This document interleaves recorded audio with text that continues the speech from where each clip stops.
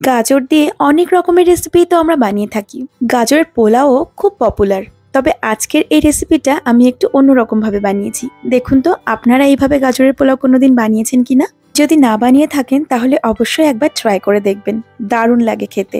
যে কোনো নিরামিষ দিনে রান্না করে ফেলতে পারবেন, আবার চাইলে ভগবানকে ভোগ হিসেবেও নিবেদন করতে পারবেন। তাহলে চলুন রেসিপিটা দেখে নেওয়া যাক। গাজরের পোলাও বানানোর জন্য সবার প্রথমে আমি গাজরটাকে হালকা করে একটু ভেজে নেব। একটা কড়াইতে 2 টেবিল চামচ রিফাইন্ড অয়েল দিয়ে গাজরটাকে আমি এর মধ্যে দিয়ে দিলাম। আমি যে বাটি মেপে পোলাওয়ের চাল নিয়েছি সেই একই বাটি মেপে গাজর নিয়েছি। 1 বাটি চালের জন্য 1.5 বাটি গাজর নিতে হবে। যেহেতু পোলাওটা গাজরের, তাই গাজরের পরিমাণটা কিন্তু একটু বেশিই দিতে হবে। সামান্য একটু লবণ দিয়ে গাজরটাকে ভেজে নেব। তবে গাজরটাকে কিন্তু হালকা করে ভাজবো। অনেক বেশি ভাজলে গাজরে একটু কালচে রং ধরে যায়, সেটা দেখতে ভালো লাগে না। তাই একদম হালকা করে ভেজে নিয়ে গাজরটাকে তুলে রাখতে হবে আলাদা। দেখুন এখানে আমার গাজরটা ভেজে নেওয়া হয়ে গেছে। দেখেই বুঝতে পারছেন একদম হালকা করে কিন্তু আমি গাজরটাকে ভেজে নিয়েছি। 70% মতন গাজরটাকে ভেজে নিলেই চলবে। এবার ওই তেলের মধ্যেই আমি দিয়ে দিচ্ছি 2 টেবিল চামচ মতো ঘি। ঘিটা হালকা গরম হয়ে গেলে এর মধ্যে দিয়ে দেব 2 টেবিল চামচ মতো সাদা তিল। আর দিয়েছি 1.5 ইঞ্চি মতন দারচিনির টুকরো, 5-6টা লবঙ্গ আর হাফ চা চামচ গোটা গোলমরিচ। ঘি হালকা গরম থাকতে থাকতেই কিন্তু এই সমস্ত উপকরণ মেশাতে হবে। ঘি বেশি গরম হয়ে গেলে তারপর তিল দিলে চট করে তিলটা পুড়ে যাবে, ভালো লাগবে না পোলাওটা খেতে। তিল আর বাকি মশলা একটুখানি নেড়ে নিয়েই আমি এর মধ্যে দিয়ে দিয়েছি কুচিয়ে রাখা নারকোল।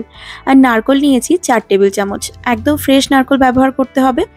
আর তারপর নারকোলটাতে যখন হালকা রং ধরতে শুরু করেছে তখন অ্যাড করে দিলাম 2 টেবিল চামচ মতন কিশমিশ। কিশমিশটাকেও আমি এখানে ভালোভাবে ভেজে নেব। আর কিশমিশ ফুলে উঠলেই তো বোঝা যায় যে কিশমিশটা ভাজা হয়ে গেছে।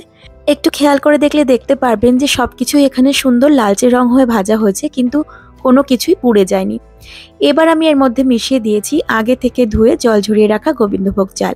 গোবিন্দভোগ চাল নিয়েছি আমি 1 বাটি, ওজনে 300 গ্রাম।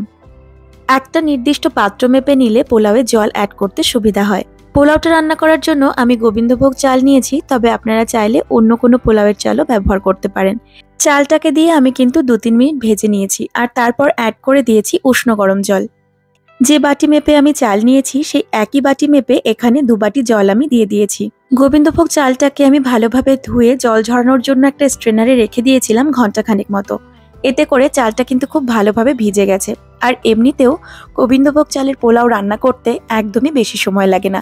এবার আমি পোলাওয়ের মধ্যে দিয়ে দিলাম 1 চা চামচ লবণ আর দিয়ে দেব 2 টেবিল চামচ চিনি। একটু মিষ্টি মিষ্টি হলে পোলাও খেতে ভালো লাগে, তবে আপনারা চাইলে চিনির পরিমাণটা কম বেশি করে নিতে পারেন আপনাদের পছন্দ মতো। এবার ঢাকা দিয়ে পোলাওটাকে রান্না করে নিয়েছি 8 মিনিট মতন মিডিয়াম ফ্লেমে। 8 মিনিট পর ঢাকনা খুলে নিয়ে গাজরটাকে মিশিয়ে দেব আর তারপর আবারও ঢেকে একদম লো ফ্লেমে আরও মিনিট 5 মতন এটাকে রান্না হতে দেব। চাইলে আপনারা কড়াইটাকে একটা তাওয়ার ওপর বসিয়েও দম দিয়ে নিতে পারেন। ঘিয়ে ভাজা সাদা তিল আর নারকোলের দারুণ গন্ধ আর স্বাদ অ্যাড হয় এই পোলাওতে। আর সেই কারণেই সাদামাটা গাজরের পোলাওয়ের থেকে এর স্বাদটা একটু আলাদা। আশা করি আপনাদেরও ভীষণ পছন্দ হবে।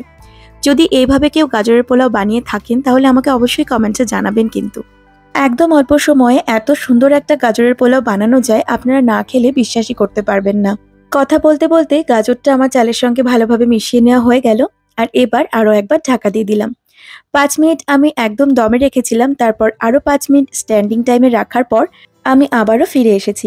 এবার একটা কাঁটা চামচের সাহায্যে হালকা হাতে পোলাওটাকে একটু মিশিয়ে নেব আর তারপর এটাকে গরম গরম পরিবেশন করে দেব। এই সপ্তাহে এর আগে আমি আরও 4টে পোলাও রেসিপি আপনাদের সঙ্গে শেয়ার করেছি আর আগামী দিনে আরও 5টি রেসিপি শেয়ার করতে চলেছি।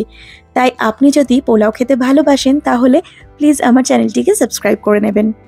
আর আজকের রেসিপি ভালো লাগলে লাইক কমেন্টস করতে ভুলবেন না। আমি আবার হাজির হয়ে যাব খুব তাড়াতাড়ি। ভালো থাকবেন সকলে। টাটা।